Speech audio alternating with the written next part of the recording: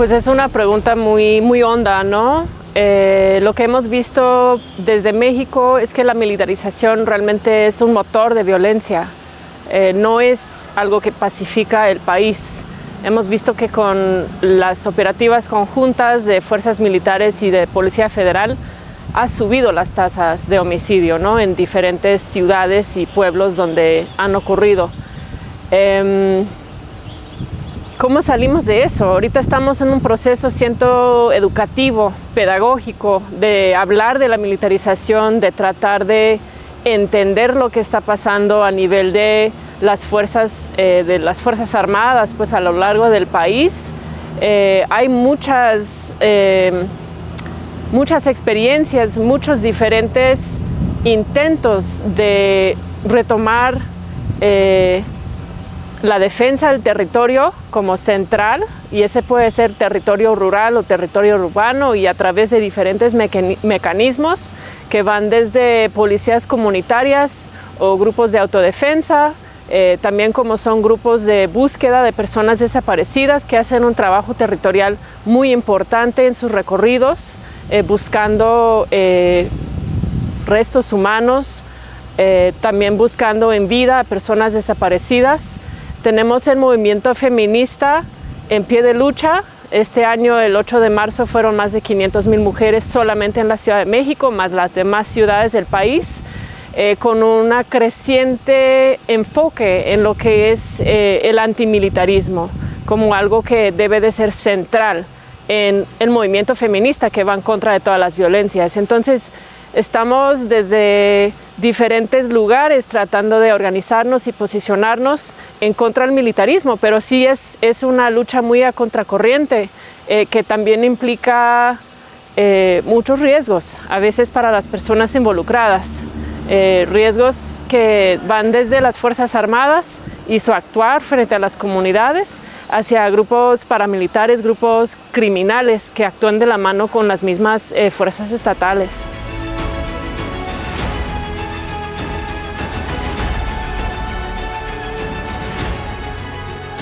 Lo que está pasando en Ecuador es como, sí asemeja mucho, creo, a las experiencias. Yo puedo hablar desde México, pero como comprimido, ¿no? O sea, como que todo pasando en cuestión de meses.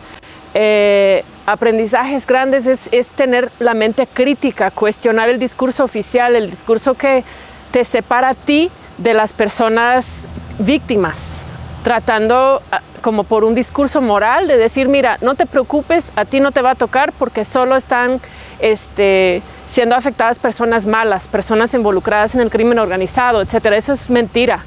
O sea, es una guerra contra el pueblo. Tener eso en claro, ¿no? Tener en claro el papel de las Fuerzas Armadas, del mismo Estado ecuatoriano y también de Washington, de Estados Unidos, en financiar y potenciar esta forma de guerra que realmente tiene que ver más con el despojo y el control social y territorial que lo que tiene que ver con narcotráfico o salud pública. Tener claridad que esa guerra es una guerra reaccionaria, es una guerra que busca reprimir y tener quieto al pueblo ecuatoriano para poder seguir con un despojo, con una expoliación, pues, de territorio. Y también hemos visto, por ejemplo, procesos de gentrificación o despojo en áreas urbanas. O sea, entender y tratar de colectivizar a través de la educación que es una guerra contra el pueblo, no es una guerra en contra de un criminal.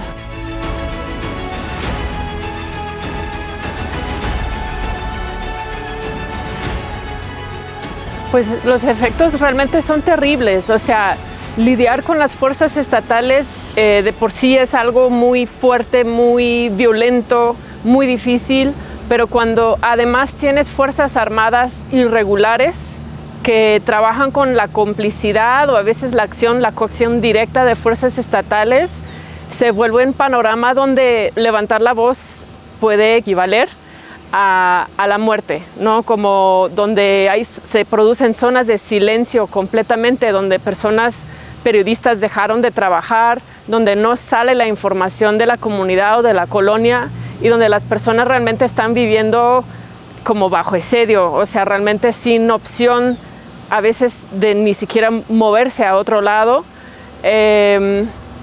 Las mujeres pues somos muy afectadas por esa violencia porque también se vive el machismo en casa, ¿no? O sea, se vive el Estado patriarcal, las fuerzas armadas que son un pilar del conservadurismo político en el país, a la par de las violencias cotidianas que experimentamos en lugares de trabajo, en las casas, en las escuelas. Yo siento que el movimiento feminista nos está dando muchas pistas de cómo responder, que es juntas, denunciando, aunque sean anonimato, a través de scratches, a través de movilizaciones puntuales, y también de juntarnos y mostrar la fuerza del movimiento en días particulares como es el 8 de marzo.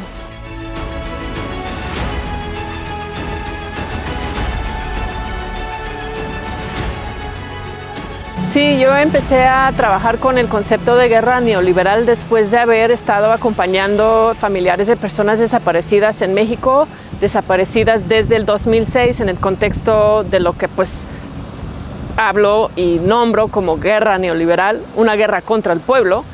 Pero básicamente cuando empecé este proceso de acompañamiento acudí a toda la literatura que había sobre la desaparición en las juntas militares, por ejemplo, del Cono Sur, en las dictaduras, y lo que está pasando en México como que no cuadraba con esa literatura, porque la mayoría de las personas desaparecidas en México en estos últimos años no son activistas, no son sindicalistas, no son personas de izquierda movilizadas. Son chicos, en su mayoría hombres jóvenes desaparecidos, y el factor más importante de riesgo de desaparición en México es la geografía. Entonces tienen unos elementos muy distintos a lo que era la desaparición anterior, ¿no? Durante la Guerra Fría. Ahí empiezo a nombrar desaparición neoliberal y de ahí me voy a guerra neoliberal, como el periodo que le sigue a la Guerra Fría.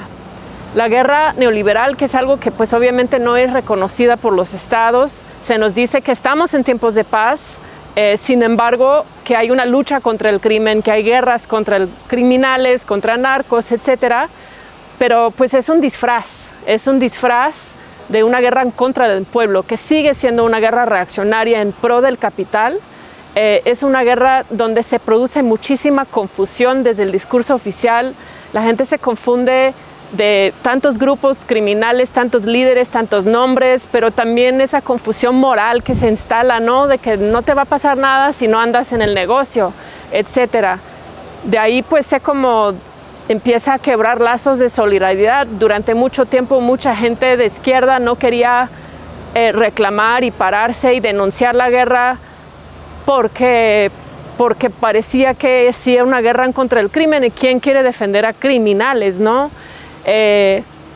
Otra característica de la guerra neoliberal es la confusión de perpetradores. O sea, yo tengo documentado ejemplos de personas que han sido testigos oculares de desapariciones forzadas que no saben quién fue el que levantó a su ser querido, si fue una persona, un soldado, una persona de la Marina, una persona de crimen organizado, un policía. O sea, no distinguen.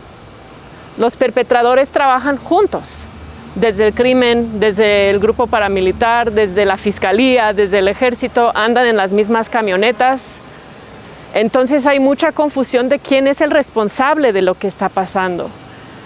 Está el proceso de criminalizar a las víctimas. Eso de que andaban en algo, ¿no? Si se levantó, fue por algo que se levantó esa persona, ¿no? Que fue levantada, es decir, secuestrada, desaparecida. Y también se da como un proceso que yo llamo contrainsurgencia ampliada, es decir, se amplía la categoría de insurgente desde el actuar de las Fuerzas Armadas para incluir casi toda la población, o sea, la población que anda en lo popular, en los mercados, con vínculos comunitarios populares, en áreas rurales, o sea, lo que no es básicamente clase alta, insertada en los sistemas de capital transnacional, sino la gente que todavía vive con dignidad en sus territorios, en sus ciudades, a veces con mucha explotación, muchas veces, pero todavía con lazos comunitarios y populares. Esa población es tratada como una población insurgente y, como les digo, factor de riesgo número 1 en México por la desaparición es la geografía.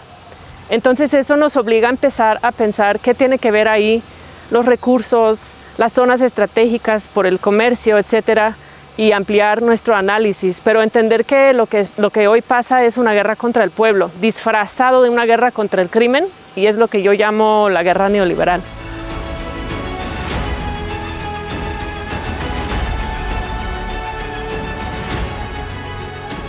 Yo siento que las alternativas, algunas han brotado como respuesta a esta violencia tan terrorífica que está viviendo México.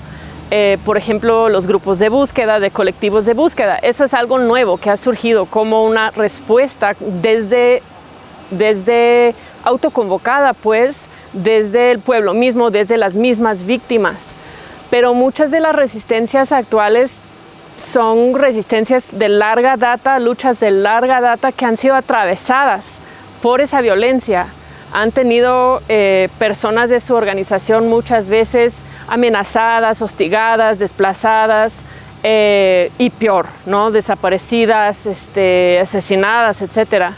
Esa violencia vino a atravesar todas las luchas y ha obligado a las luchas a reorganizarse, y es algo que pues se viene platicando y pensando mucho, ¿no? Muchas veces la respuesta es cerrarse, o sea, darse un tiempo para ver cómo vamos a hacer, cómo vamos a volver, en qué momento estratégico podemos ir a tomar las calles, porque ya no es como antes.